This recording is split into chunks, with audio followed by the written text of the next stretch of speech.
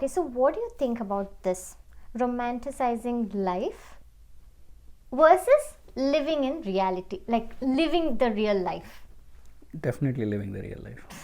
Well, I told you, right? I know your answer. Why do you say I so? also know your answer. Ah, Okay. What? I want to live in reality. I don't want to fantasize. If I have fantasies, I want to make it come true. When I say fantasies, like for example, I want to travel Europe. That's my fantasy. I don't want to be in a fantasy land that one day I'll do it. I want to work towards making it realistic and go do it and experience it. So that's how I want to live a realistic life. And yeah, so that's my answer. Definitely realistic life. okay. Tell me your. I want to romanticize my life. I'm the main character of my life. Everything I just want, it's just like my own bubble where I'm living. Like for instance, if I'm going out on a walk, it should feel like a nice movie scene where I'm walking down the path. There's music running in my head. I'm just talking about like being the main person or the main character in your own life. Just romanticizing your own life. For instance, today I had coffee in the morning. Just enjoy having that coffee. That coffee gave me a really bad, it just upset my stomach so badly. But that doesn't matter. While drinking the coffee, I enjoyed that moment. That is just living in the present. It has nothing to do with fantasy world or anything. That's just living in the present. Yeah, but you're enjoying it. What I meant is, okay, like I said, sorry, let me just give you another example, okay? Let's say you're going to the beach. No, not beach. Beach is a fun activity. Let me give you another boring example. Okay, let's say you're sad. What do you do when you're sad? It's a really good question. What do I do when I'm sad? I'll try to watch a movie. Just try to get away from my sadness, probably. Yeah. I enjoy Go meet friends. I enjoy my sadness. What I meant is, if I'm sad and when I'm around people, okay, I probably might tell them, you see, I'm sad, and they might do something to cheer me up, and all of that is okay. But if I'm alone and if I'm sad and there is nobody around me, and I'm not talking to anybody, I play some music, I go through the sadness. There is a whole ritual that I do around it. So that's what I meant. So if you're somebody who's just like living life and take it as it is, you're just like, oh, okay, I'm sad and move on. That's it. That's what I feel. So you don't do that? I don't know what.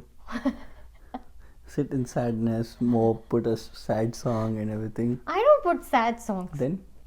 When I'm sad, I put happy songs. When you're happy, you put sad songs. Trying to balance, trying to stay balanced. Let me ask you another thing. What do you think about overthinking? I think overthinking is always bad. Yeah. Thinking is good. Overthinking is very bad.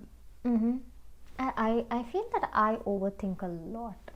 The matter is only this much. You do? Yeah. And why? See, again, like I told you, it's the silent treatment or anything. Let's say, for instance, I have a problem with somebody or we are having some argument. If at all we argue and solve it and move on, it's just gonna be like, it's just gonna end it over. It's just gonna end right then and there, okay? But if not, I'm just gonna like spiral. I'm gonna like think about so many things. Like, why did that person say this? What would be the intention behind that? Probably it's just nothing. It's just my thoughts feeding the energy that I would be presenting at that moment. It's just like it just builds. It just builds onto something really bigger, and the anger builds, and I think that's definitely not right.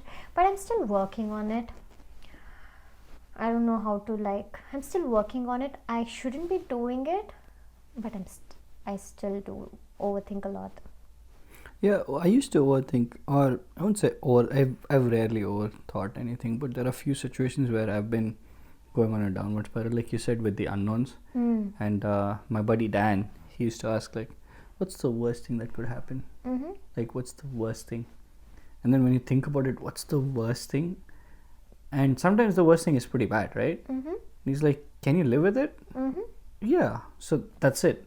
So for me, that really helped when I Mm-hmm. was in that overthinking phase of, at that point, just thinking what's the worst that could happen. For example, if you have an altercation with a friend or a misunderstanding with a friend, like, what's the worst thing that could happen? Worst. They already think I'm an evil and we're not going to talk to each other. That's the worst thing. Can I live with it? Yeah. If I cannot live with it, I'm just going to go and talk to them. That's it. So it's done. Mm-hmm. So I feel that helped me a lot. Yeah, I think I'm gonna take that into me for me as well. That piece of advice.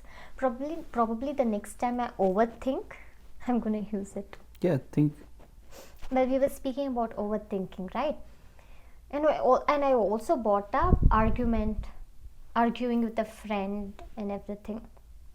So I have one more thing to ask you. Let's say two people are arguing. Do you think you have to address that like a lawyer or a scientist? I didn't get a question.